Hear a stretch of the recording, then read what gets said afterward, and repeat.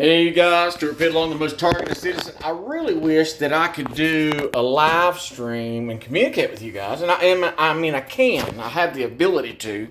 But when I do a live stream, it doesn't alert anyone. And it's normally just me talking to myself for 20 or 30 minutes, which, it sucks. I've been really busy lately.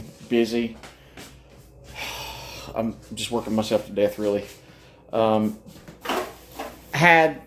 It's been stressful. Let me put it this way. And I'd love to conversate with you. Maybe I'll make this video and then go live. If you can see what I'm doing right now, this would be chicken, and these are jars, and this is a pressure cooker. My mom did this when I was a kid, pressure cooked. She never did meat. She did vegetables. So I was always, kind of scared, but I wanted to do it. I wanted to learn, I wanted to try. I guess it was a couple months ago, some food went out of date at a local restaurant, and they were going to throw it in a dumpster. Now, when it goes out of date, it doesn't mean it's bad. And let me tell you this. I have a problem at my house with the person I live with. I love her very much. She's a good, hardworking woman. She treats me like I'm invisible and tolerates me. So I don't know who should be mad, her for tolerating me or me for being treated like I'm invisible. But lost my thought. So anyway, she thinks that when the expiration date on milk, when that is out, she thinks that's when we pour it out. That's what she thinks. I don't know if you guys have ever looked at milk, and I'll show you. I'll bring out my own sample of milk. I would suggest, and guys, listen, I learned a lot this year when it comes to prepping, homesteading, etc. Not about the topic I'm going to tell you, but you can go to natural food stores like a Green Fresh Market, and they have non-pasteurized milk. On the non-pasteurized milk, it says not for human consumption. Let me tell you this. I thought, oh my God, I don't really want to try milk straight from the cow because it's going to taste funny. It's going to taste different. I know it's better for me because it doesn't have the chemicals. I know that's the best stuff to use because you could make cheese out of non-pasteurized milk. You could make butter out of there's 1,000 different things you can make from non-pasteurized, non-chemically induced milk. So we bought some last month and it was wonderful. The only difference between that and the milk that we buy in the stores is it isn't as cold. So in other words, you can put milk and non-pasteurized milk in the same refrigerator on the same temperature setting and it won't be as cold. But it is so much healthier for you because it doesn't have all the preservations, all the preservatives in it that are poisoning us, all the steroids and all the chemicals. The government says poison the people. This is what you do. So getting back to the Best Buy date. This is Best Buy by 6/26/24. Now the person I live with, when she sees that date, and this has been in if this had been, this is brand new, if this had been in the refrigerator and she sees that date, she's like, oh my God, I can smell it. I can smell it from here. The date's bad. I can smell the rotting of the milk. The Best Buy date is a quality standard date that they put on the milk saying, listen, it is Best Buy this date. It doesn't mean it is rotten on this date. So, people, it's Best By the date. Now, I can guarantee you, because I know I eat old food, I eat expired food, I will eat moldy food. Because mold is a penicillin.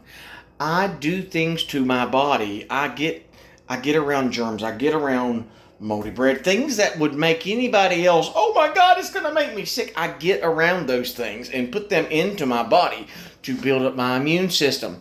I don't get jabs. I don't get flu jabs. I don't take a whole bunch of medicines. Why? Because those weaken your body, because those your body depends on to keep you safe instead of depending on your body. The natural hospital from God above that's in your body, the red blood cells and the white blood cells that keep us healthy. The last doctor I talked to, she said, you are healthy as you are a machine. I'm just interpreting what she said. She said, you are a machine. The only thing you need to get up is your hemoglobin, which is need to eat more green vegetables. But I don't believe her either, because listen, there are people on the carnivore diet that are healthy as a horse, and I'm healthy as a horse because I eat meat. So, Tina will throw out things that she shouldn't.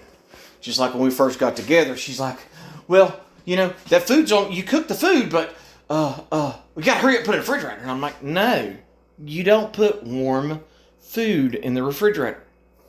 So when we got together, I would cook on the stove, then I'd put it in the oven at night, and I'd get up the next day, and I'd go grab it, and I'd make it. She's like, oh my God, you're gonna die. You're gonna get food poisoning from that. It can't sit out on the counter all night long. Yes, it can. It can. And let me tell you an example of what I'm telling you. This hurt my feelings. Now, if you've been on my channel long enough, about a year ago, somehow, I think it was when I plugged my crock pot in over here. Plugged my crock pot in, I made a raccoon stew. Well, the crock pot triggered and snapped off because I got these little breakers on it. It popped the safety relay. It popped the breaker on that outlet, therefore shutting down my freezer. Now, if you know anything about electronics, not even electronics, if you know anything about a freezer, if you don't open it, that freezer will hold for 3 to 4 days and everything will still be solid and frozen. So I found it, and I found that the light was off, and I opened it, and everything had started to get slushy. I'm talking 20 to 50 pounds of deer meat. I'm talking 10 to 20 pounds of chicken, 10 to 20 pounds of hamburger, because I prep. I like my food, and I don't want to risk the crap hitting the fan and me not having food. Before I could stop Tina, she dove into my freezer. She said, I saw the meat turn blue, so I threw it away. Now, I've since gotten over this and forgave her for it, but I still have PTSD because of it. She threw away 1,000 pounds of slushy, still cold deer, raccoon, chicken, and cow. She said it turned blue. What she didn't listen to was the majority of the deer products were put inside of blue Ziploc bags. So I'm not saying this to turn anybody's opinion of her one way or the other, but I lost a complete freezer full of food because of her food fear. It's bad, it's bad, it's bad. She filled a completely big green from the city, those big green trash cans that the machine picks up and throws on the truck. She threw away $1,000 worth of my prepped food because the freezer had cut off and the food got slushy. Not rotten, not soured. Just threw away.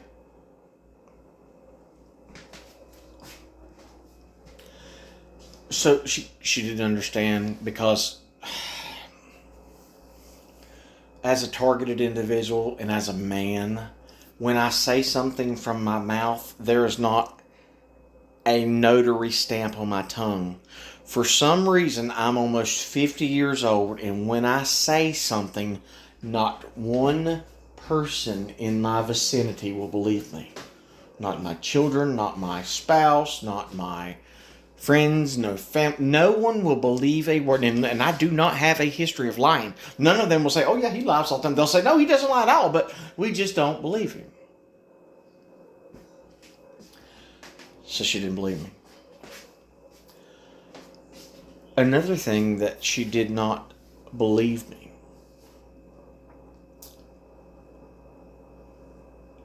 was this event that I'm doing right now. She did not believe me. And I'll put this up. Best by date. You can drink this milk. This will still be good 10 days after that best by date. Until there's chunks in meat, in milk, it ain't bad. If it smells sour, use your own caution. But I've drank sour milk before. It ain't that bad. You just get over it. You deal with it. Because listen, I'd rather drink a little sour milk than go days starving to death. So you can say whatever you want about me. You can say I'm nasty, but this, that, and the other. I'm 49 years old, healthy as a horse. Healthy as a horse. That goes up to where we're at here. So, raw bone-in chicken. Before I got to this case of raw bone-in chicken, we had a case of, and this is also barbecue chicken. Okay.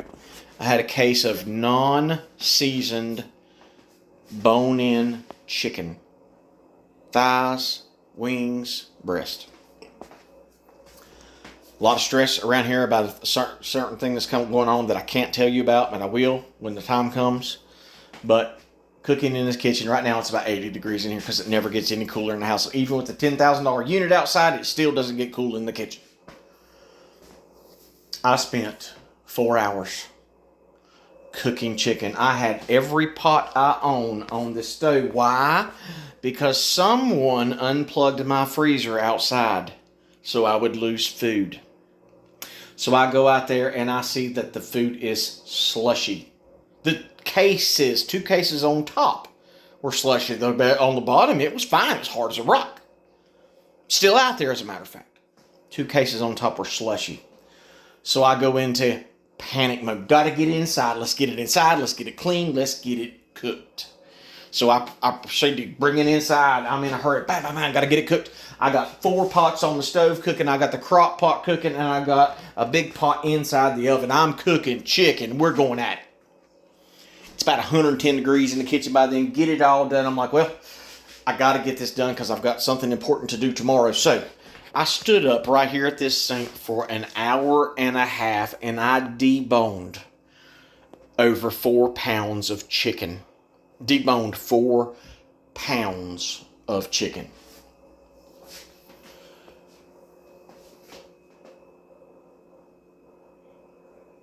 I tell Tina, I said, listen, leave it on the counter. Tomorrow morning I'll get up. I'll take that chicken and I'll can it. Already deboned. It's chicken just ready to go. You just grab a jar of canned chicken. You grab it. Let me show you. From last year. I canned all this. This is deer meat, hamburger, chicken broth I canned, straight deer burger. I canned meat. Because I don't want food. I ain't going without food. You do what you want. I want to eat squirrel because I choose to eat a live squirrel. But when it's time to eat, I'm going to go grab a jar of meat and I'm going to eat. So you do what you got to do. I'm going to do me. So I come in here the next day.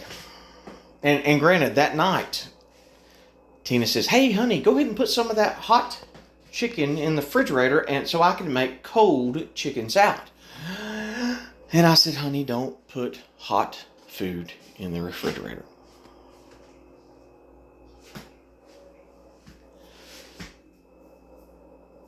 That night, the chicken was eaten. I got up the next day. I made another chicken salad sandwich. So the chicken had been in the.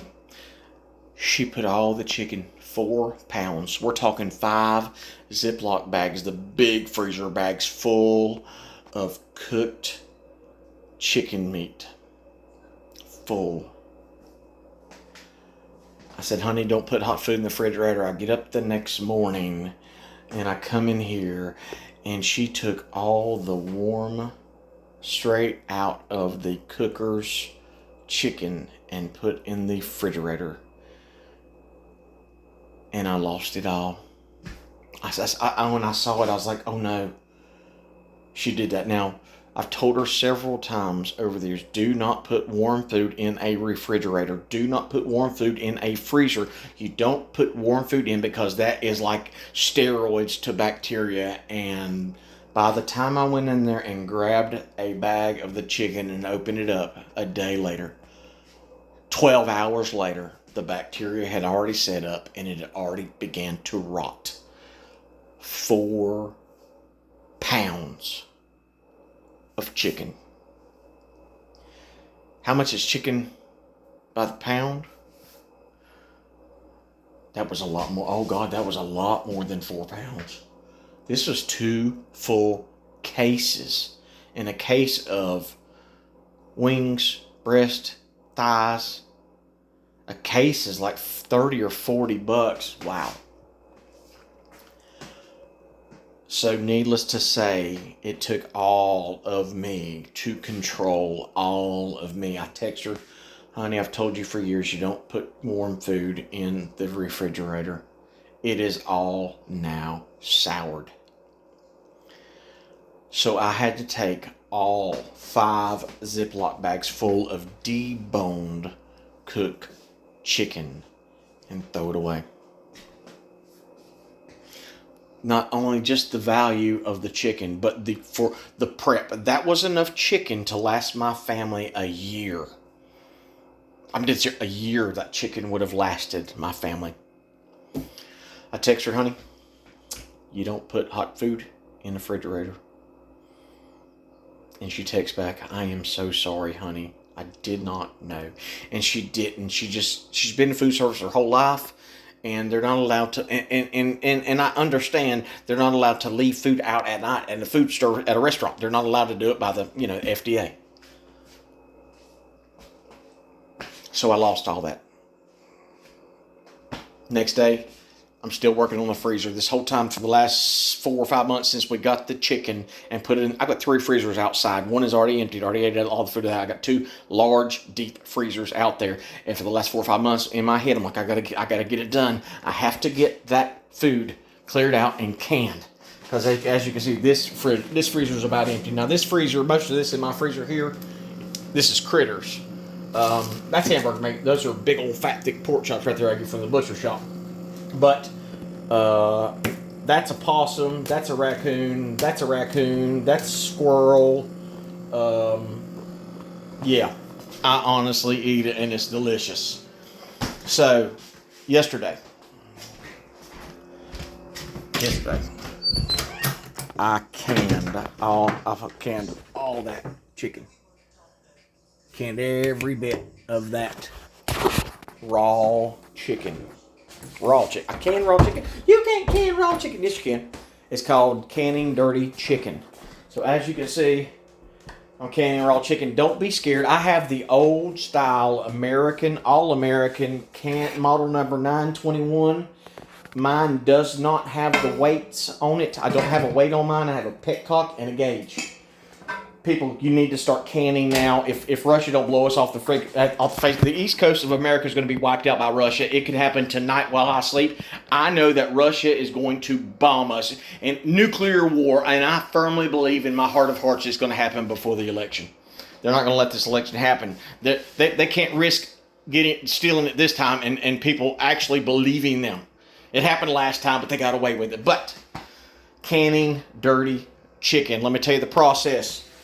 Clean your jars. Clean your jars. Clean your jars.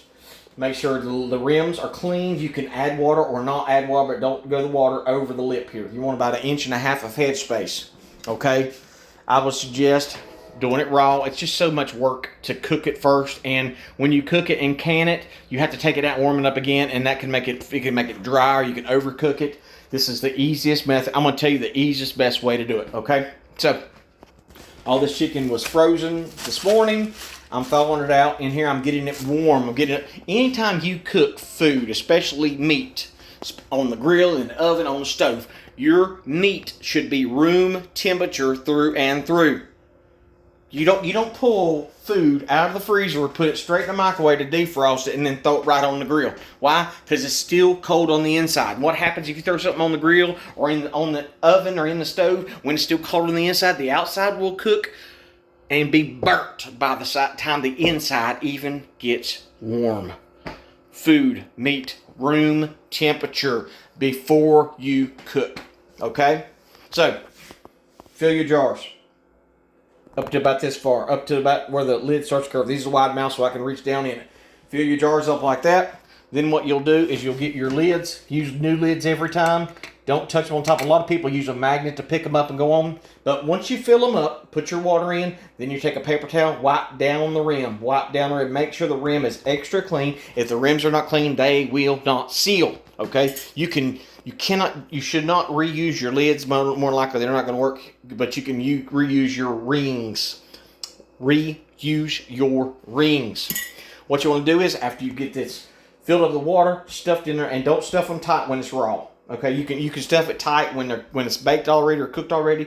When it's raw, leave it open so it can breathe. Okay, so wipe the rim down, put your lid on, put your ring on, and hand tight. You don't torque it down. Do not torque it down. Just hand tighten it. What you're gonna do over here? You're going to get this water, because I've already got it warmed up right here. You want about 2 inches of water in the bottom in your water bath. About 2 inches of water in the bottom. Go ahead and put it on. Get it going. Normally, I just turn it on medium high because I cook fast. I can cook a whole breakfast in about 10 minutes. Bacon, egg, cheese, anything you want breakfast, I can cook it all in about 10 minutes. I'm a fast cook. I do it without burning anything. So, you got your jars ready. You're ready to go. Now you get your cooker ready. Get the water warm. Go ahead and lay your jars inside. After you add your water, take a little bit of distilled vinegar. Put about just a splash of distilled vinegar in the water. It helps with the water, just a little bit of distilled vinegar. Also, what I do to make sure this thing seals correctly is I'll take a little bit of olive oil and I'll run olive oil around here. Make sure this is clean, but take olive oil and rub it around there. That helps it seal tighter. Okay, in case you've got a little lump or a little dirt in it, the olive oil will help seal it, kind of like Permatex when you're putting your engine together. Okay, so fill this all the way up. Put your lid on, lock the lid down. These right here, lock it down real good and tight. Put it on there, lock it down. Then turn the heat up. Get the heat up and start watching it. When you do raw chicken, raw meat, and it should say on the bottom of your, if you buy new jars like at Walmart or something, it says on the bottom what you set it at, how long you cook poultry, cow, whatever you want to cook, it says it on the bottom. But I'm telling you, for North Carolina, 90 minutes at 12 pounds of pressure. 90 minutes, 12 pounds of pressure. This thing was a nightmare when I first canned. I was so nervous. I didn't want to mess it up. I didn't want something to go wrong. I did not do it well, and I lost. And I didn't lose canned food because I cooked it wrong. I lost canned food because I stored it wrong. I laid it on its side and left it on the hot back porch, and I lost about 8 jars of deer meat and chicken. It's heartbreaking, but you live, you learn, and you do better next time. So, 90 minutes, 12 pounds. When that 12 pounds comes up, 90 minutes is up. Turn your burner off. Flip your petcock. Let the pressure off. And then let it cool enough. When it cools enough and the pressure's all the way off, go ahead and take your lid off. After you take your lid off, wait about 10 minutes. Then pull all of them off carefully with gloves, because they're still cooking inside of the jars. After the cool off and the 10 minutes, then pull all your jars out. I put my jars upside down on a towel. Upside down on a towel, and let them sit there the rest of the night. They will continue to cook and to seal. Okay? So I'm gonna go ahead and pack some more up, and I'll tell you the process, show you the process once I get all this done. All right? Just hold on a minute. I'll see. Hopefully this doesn't cut it off. If it does, oh well. All right, we're back. So, you know we're back, but we're back. So, what I've done is I have put all the chicken into the jars. I'm leaving headspace. All the chicken in the jars. You can use seasoning. A lot of people just put like a little tablespoon or teaspoon of salt. I don't like salt in my meals. The Bible says we need to use salt, natural sea salt, not the crap like this right here, because this is fake. Don't buy this stuff. It's fake. Tina doesn't listen. It's fake. Anyway. Quart jars, wide mouth jars, you can get your hands down in and cram it in. They make all kinds of tools. Oh, my shoulder hurts. They make these right here. This is for liquids, and then these right here for vegetables or for meat. That way you just stick them on the jar and get them out. I'm a hands-on kind of guy. I like my meat like I like my women. I like to put my hands on it. Anyway, make sure your lids are very clean, okay? I bought these jars are brand new out of the packet. I went ahead and cleaned everything. Everything's clean. A lot of times, like when I was doing, like if you're into fruits or vegetables, anything like that, and you want to can it, another recommendation, personal preference to you, is you can soak your cans in warm water and then take them from warm water straight with a magnet and put them on top of your lids. But make sure, let me show you this towel. This towel, all this barbecue sauce, all that is just from the rim where the rings go on at. If you don't get them completely clean, it may cause it not to seal. Now, online, I was scared. I understand. I was scared. I was petrified. I was. I always thought, oh my God, it's going to blow up. It's going to blow up. They're not going to blow up. It's not. This is not like the Boston bombing where the feds sent feds in there to do a false flag. No, this ain't going to blow up in your kitchen. Okay? So, what we done? Put the chicken in. Stuffed it in. Inch headspace. Okay? Then I put seasoning. I use Cavender's. Cavender is the best. That's the best all-around seasoning. Cavender's. The absolute best for everything. Chicken, fish, hamburgers, steaks. It doesn't matter. Cavender's. Makes it all better. So, put Cavender's in here. I put my clean lids on, and then I put my rings on. They're all hand tight. They're not torqued down. They're hand tight. So now what we're going to do, I've got this right here. It's warm. It's got water from last night. Put a little, remember, distilled vinegar in there. You could just use regular white vinegar. I don't know what it's supposed to do, but little old lady said do it. I'm doing it. I didn't do it the first time around, but I'm doing it this time. Let me also... I think I'm out of olive oil, so what I'll do is, let me do this without breaking everything. I'm going to get a little bit of this on my ganger, and I'm going to go around the lid. Okay, you can actually put it on a paper towel, but be careful not to leave lint from your paper towel on it. I'm going to go around the rim just to slick it up a little bit. Your ganger is probably better to use instead of a napkin. It's a little bit cleaner, as long as your ganger's clean. I like my gangers to be clean. So we're going to lubricate the rim, because listen, there's no gasket. There's no gasket here. This is a metal fit, okay? It's made to fit. You don't need a rubber gasket like on a lot of pressure cookers. It's the All-American 921, okay? So I've got it all ready. Now we're going to carefully put these inside. Make sure your water is not too hot. If your water's too hot, it's possible that it could break. It could break. Listen, it could possibly break your jars if the water is too hot, okay? So we're going to put all these in here. This is not a big giant one. A lot of people have like the 40s. I don't have a 40 quart pot. I think mine's like a, I can't remember. I think it's like 20, but I ain't putting that much in. I only do one layer and then one in the center. Make sure you got the little plate on the bottom, so it doesn't. You don't really want your jars touching the sides, because it can create more heat on the sides than what you really need. So we'll show you what we got here. This is what we got. They're all in there. They're all comfortable. They're all ready to be warm, tucked in the bed tightly. Get this down. This has got get it around like this right here. Let me see if I can get it.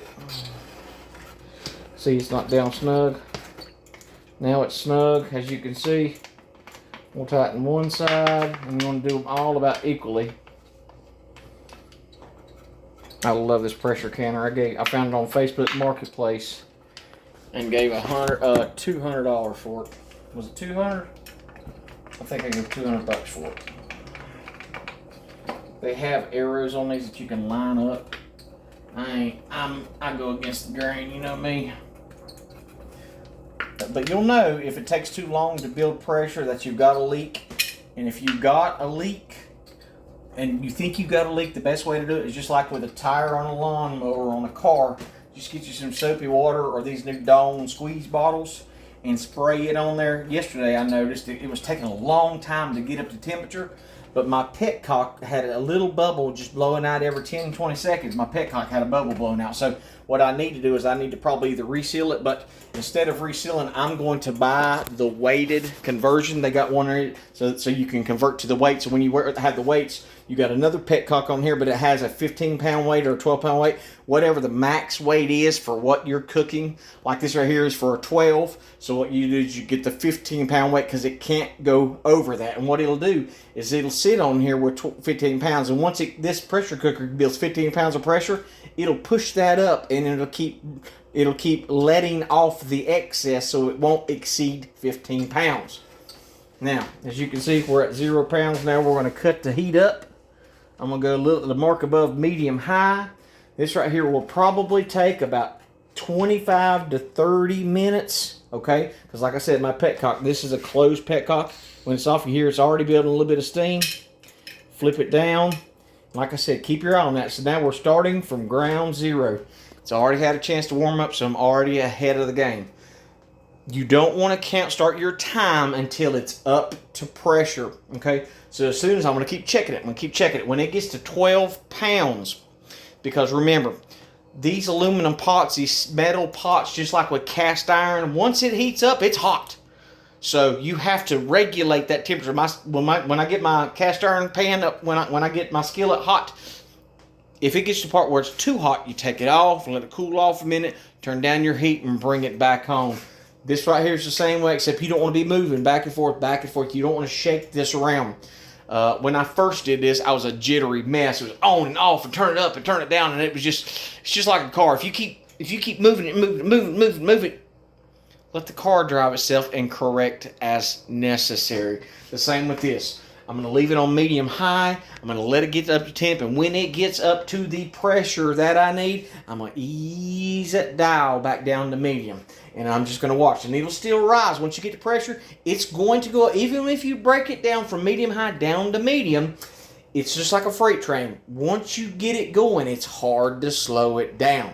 So start fast. I start fast. Medium high. Once it gets up to the pressure I need, 12 pounds, I'm going to ease her down on medium, and I'm just going to watch it. I come back in here every 20 minutes. Now, it's not going to hurt it to go up to 15 to 16. You don't want it, and if you're using the old ones, this is why you have to keep watching it. With the weighted ones, you just walk away and babysit, put your timer on. But with mine, it's not going to hurt it when it goes up to there. But the thing you don't want is for it to drop pressure and get down below where you're at. So if it gets down to like 9 or 10, that's not a good thing. Because what you'll have to do is you'll have to extend the time you're cooking. The longer you cook it, think about the quality of your food. If you overcook a steak and it's more than pink inside and it starts turning gray, that steak is done. It's past done. It's shoe leather to me. I like a little bit of red in my meat. So here we go. We got 1 pound. We're rocking and rolling. I will come back to you. We'll see if my phone can hold out that long. I'll give you an update when we get up to time. Sorry this is so long, but I'm trying to teach you people. These are skills that our grandparents had to use. They had to have it. And they used it. I remember summertimes at Grandpa's house where we picked beans, green beans. We picked beans for months. The last time I planted a garden after my grandpa passed, I planted it my garden in his garden spot. And we picked green beans 7 times in one summer. I remember breaking beans and stringing beans with Grandma for days and days, and I hated it. But I always remember Sunday morning, Grandma, she'd say, Shannon, go down in the basement, grab me a can of beans, grab some tomatoes, grab this, grab that. That was the grocery store, the basement. The cellar was the grocery store, not Walmart. You provide your own food. This is how you do it. Because when the power goes out, you're going to lose everything you have. If you don't have it stored somewhere else, you're going to lose it. This freezer is full of meat. I've already lost it once. I'm not going to lose meat again. I would rather mess up and lose 3 or 4 quarts here than the crap hit the fan, the power go out, and I lose everything. See you back in a minute. All right, guys, we're back up. We're up to 3.5 pounds. 3.5 pounds. It's been about, I guess, 4 minutes. 4 minutes. So like I said, it's moving fast. We're on freight train mode right now. Now, and let me show you this trick because I wasn't sure. The first thing I had to check, because the first time I turned it on for like 45 minutes and wasn't building much pressure at all. These seals, that was a brand new seal last year, that one right there. So I had to replace it. I've got a pack of 3 or 4 of them back in there. That's how you do it, just soap. So as you can see, the seal's not leaking now. Also what I did is I sprayed all the way around the rim to make sure I didn't have a leak. Maybe something in there was wrong. But what I found is, and I'll show you my pet cock. My pet cock. has a little, you'll see a little bubble come out right here. See where it blows off? Just a very little bit. Sometimes what happens if you got the old type, when the petcock is down so far, it actually lets a little bit of air out. See the bubble blowing right there? Right there's the little bubble. Sorry, my filming sucks. But that little bitty bubble that's blowing right there, that's it. That's where it's letting just a littlest pressure off. So that's why we want to turn this baby up and let her cook. Because what it'll do, once it builds up so much pressure, it's losing that little tiny sliver of pressure. Because as you can see, that bubble right there, that little bubble right there. See, popped it. That's the least little bit. And that's why I'm probably going to go ahead and convert to the weights. But really, this is, once you get comfortable with your pressure cooker, you'll feel so much better. Get on Facebook Marketplace, find one. All these parts are available. And the best part about the All-American pressure cooker, the best part, you can call the factory Monday through Friday, even on Saturday sometimes, 8 to 5, and a little old lady picks up, I'm dead serious, a little old lady picks up the phone and she'll tell you wherever you're at in the country and maybe around the world, the settings, the pressure, the food. She'll tell you everything you need to know about pressure cooking food. That's the best part about the All-American pressure cooker. Now, I've got, I can't remember what kind they are, but they're the smaller ones, more for like jams and jellies. I've got 2 or 3 of those pots. I can't remember where I got them, but I got a deal. I paid like $15 for 3 or 4 of these little pressure cooking pots. Never even used them because I do the big, I do the quarts. But I eat a lot of chow chow, and they come in these little jars here. You can buy these lids too and reuse those. So if you want to make jellies, jams, or put vegetables in these and pressure cook them as well, just as fine doing that. But as you can see, we're up to about 3.5, 4 pounds. We're climbing up that mountain as we speak. Hold on. Hey, you guys. I guess my phone's getting ready to die, so I need to cover this up, and this probably went too long for you anyway. Here we are. Phone's on den. We are to the time. We are up. I've already come in here 3 times, checked it. It went from 2 to 4 to 5 to 8 to 10.